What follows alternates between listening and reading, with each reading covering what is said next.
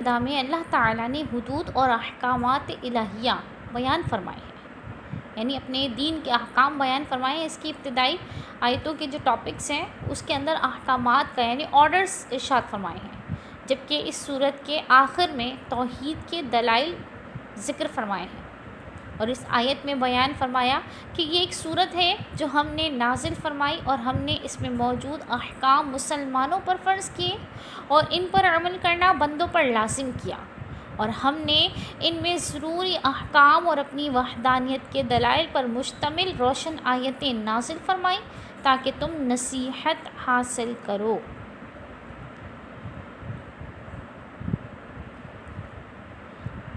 الزانیۃ والزانی فاجلدوا كل واحد منهما مئة جلدة ولا تأخذكم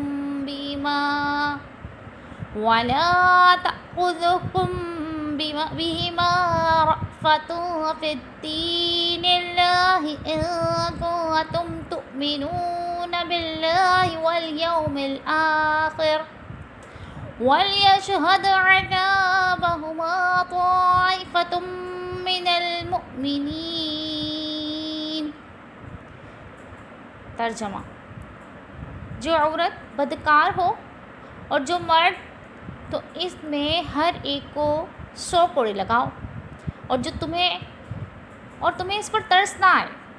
اللہ کے دین میں اگر تم ایمان لاتے ہو اللہ اور پچھلے دن پر، اور چاہے کہ ان کی سزا کے وقت مسلمانوں کا ایک گروہ حاضر ہو۔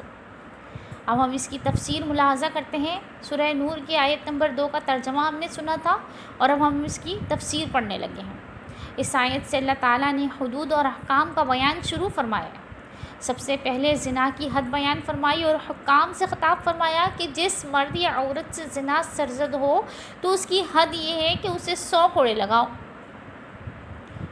اچھا، اور یہ جو 100 کوڑے لگانے کا حکم ہے یہ حکام سے ارشاد فرمایا ہے، ہر کوئی یہ آرڈر لگانے نہیں بیٹھ سکتا، ٹھیک ہے۔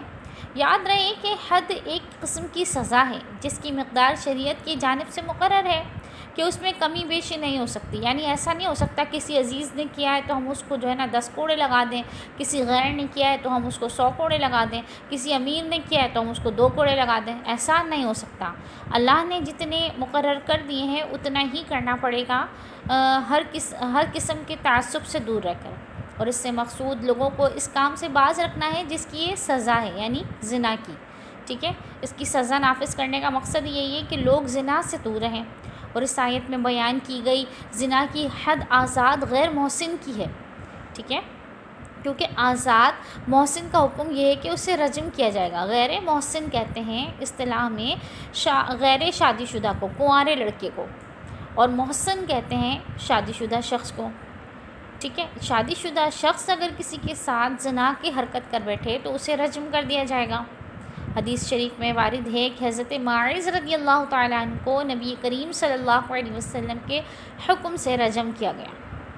اچھا، یہاں پہ یہ عرض کرتی چلوں کہ تمام صحابہ کرام ٹوٹلی جنتی ہیں، ٹھیک ہے۔ حضرت ماعز رضی اللہ تعالیٰ عنہ سے یہ فعل سرزد ہوا تھا اور انہوں نے خود آ کر شرمندگی سے آقا کریم علیہ السلام کی بارگاہ میں خود کو پیش کر دیا تھا اور عرض کی تھی کہ یا رسول اللہ مجھے رجم کیجیے، یہ مجھ سے یہ فعل سرزد ہوا ہے۔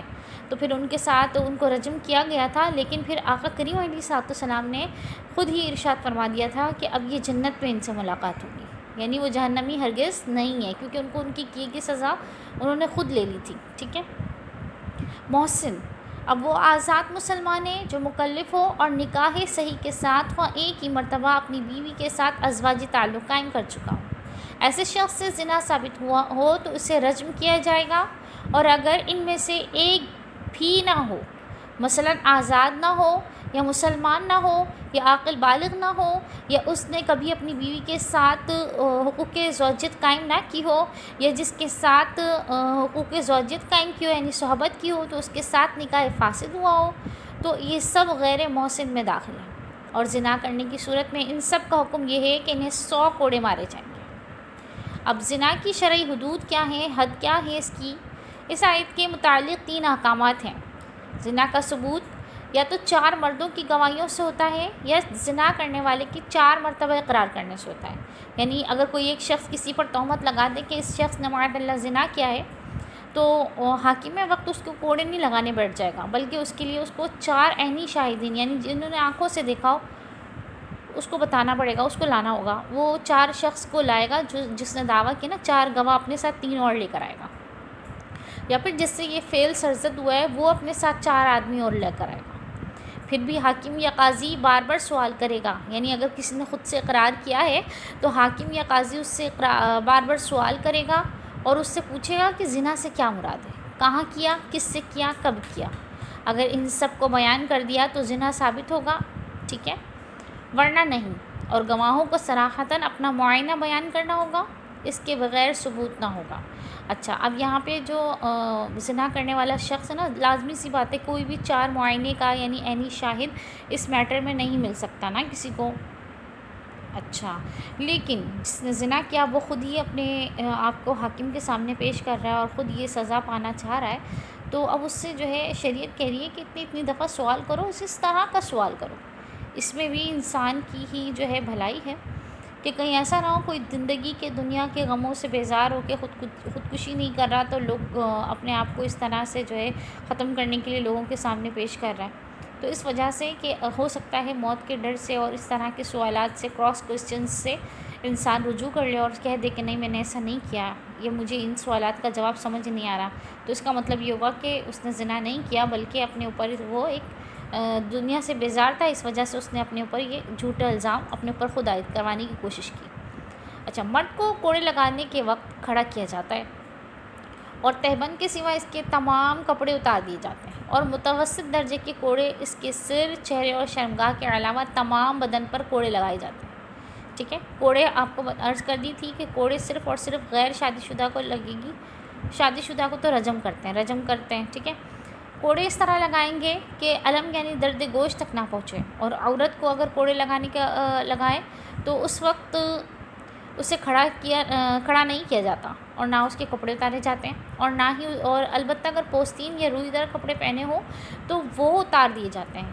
یہ حکم آزاد مرد اور آزاد عورتوں کا ہے، جبکہ غلام اور باندی کی حد اس سے نصف یعنی 50 کوڑے ہیں، جیسا کہ سورہ نساء میں مذکور ہو چکا. اب یہاں سے انشاءاللہ عزوجل کنٹینیو ہم اب اگلے ایپیسوڈ میں کریں گے. آپ سب سے عرض ہے کہ قرآن پاک کی آیت مبارکہ تجوید کے ساتھ سننے اور اس کے ترجمہ سمجھنے اور اس کی تفسیر سے احکام الہی کو سمجھنے کے لیے اگلے ایپیسوڈ کا انتظار کیجیے گا. ویڈیو کو لائک، شیئر، سبسکرائب کیجیے گا تاکہ اور بھی لوگ، اور بھی عورتیں، اور بھی مرد جو ہیں اللہ تبارک و تعالیٰ کے کلام الہی کو سمجھ سکیں، سن سکیں، اس پر عمل پیرا ہو سکیں اپنے لیے اور ہمارے لیے، میرے لیے جو ہے وہ آخرت میں نجات کا سبب بن سکیں. اللہ تبارک و تعالیٰ جو ہے ہم سب کو اپنی دنیا میں رہتے ہوئے اپنی آخرت کی تیاری کرنے کے ساتھ عطا فرمائے. اس کے ساتھ ہی